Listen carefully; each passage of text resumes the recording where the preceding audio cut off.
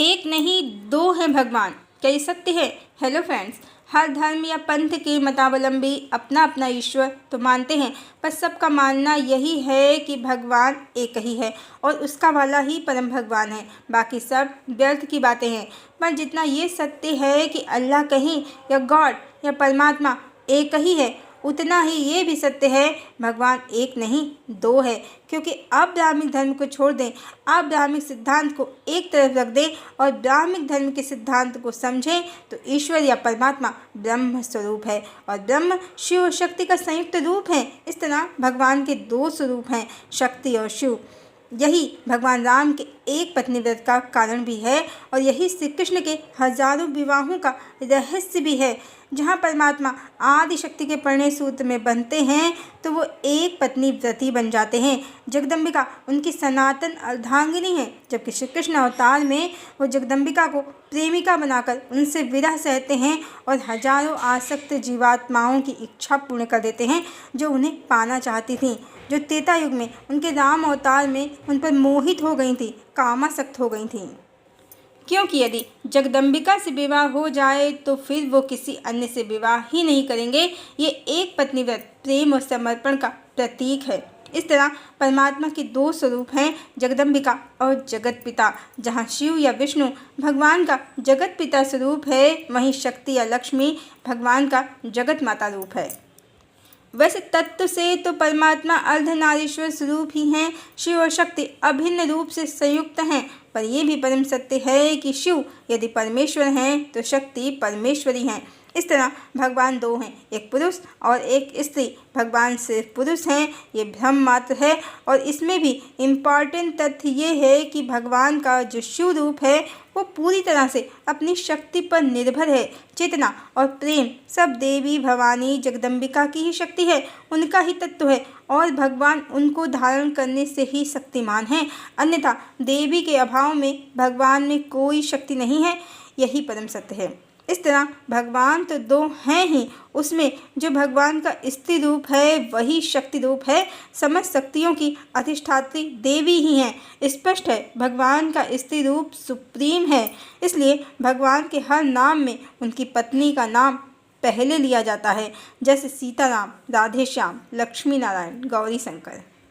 इस तरह इस संसार की सुप्रीम देवी ही हैं, आदि शक्ति ही हैं और परमात्मा की शक्ति ही शिव से मिलकर समस्त जगत को उत्पन्न करती हैं, समस्त संसार का संचालन करती हैं। आइए परमात्मा के शून्य, एक, दो और अनंत का क्या रहस्य है, इसे भी समझते हैं।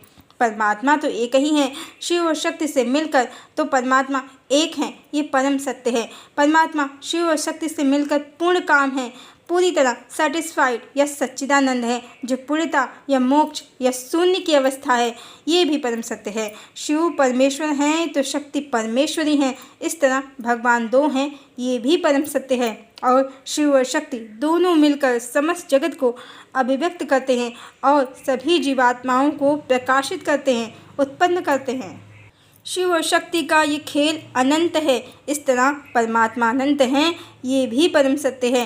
और कहते हैं कि ब्रह्म पहले शून्य की अवस्था में ही थे, फिर प्रेम की इच्छा से ब्रह्म ने अपना ही स्त्री रूप बनाया, स्वयं को स्वयं की स्त्री बनाया, अपना ही स्त्री रूप, अपना प्रतिबिंब बनाकर, जिसे महामाया भी कहते हैं। महामाया ही आदि शक्ति हैं और समस्त जगत ब्रह्म और महामाया के प्रेमालाप की अभिव्यक्ति ही है। समस्त जगत और सभी जीवात्माएं महामाया और ब्रह्म की ऊर्जा से ही निर्मित हैं। एक ब्रह्म और महामाया के अतिरिक्त अन्य कुछ जगत में है भी नहीं। जो जीवों में एक दूसरे में भेद बुद्धि होती है वो मात्र ब्रह्म की माया के कारण उत्पन्न हुआ भ्रम होता है, अन्यथा ब्रह्म और महामाया के अतिरिक्त कुछ अन्य है ही नहीं।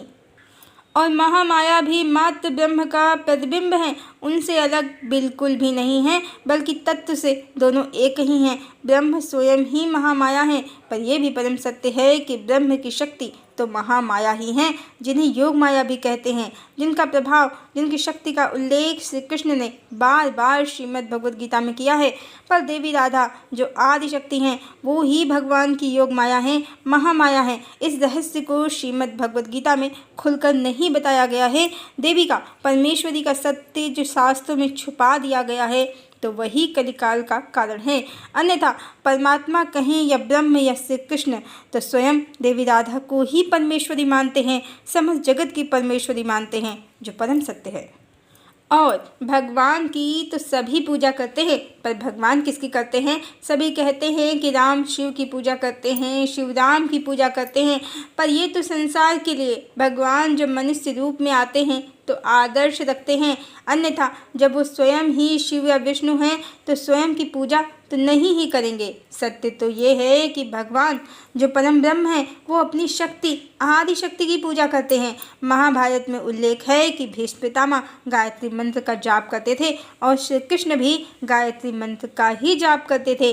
भगवान शिव स्वरूप हैं, वो सदा शक्ति की ही आराधना करते हैं और यही भगवान कल्कि भी करते हैं, वो सदा अपनी देवी की ही आराधना करते हैं। संसार भगवान के पुरुष रूप को परम भगवान मानता है, पर जो परम भगवान है वो अपनी देवी को ही परमेश्वरी मानते हैं, परम भगवान मानते हैं, कारण वो ही उनके प्रेम का आधार भी हैं और उनकी समस्त शक्तियों का एकमात्र कारण भी हैं, स्रोत भी हैं। वो ही भगवान को शक्तिमान बनाती हैं। इस तरह तत्व से समझें तो समस्त जगत और परम भगवान का जो परम भगवान है वो भगवती आदिशक्ति जगदम्बिका ही हैं, अन्य कोई नहीं। हरि ओम।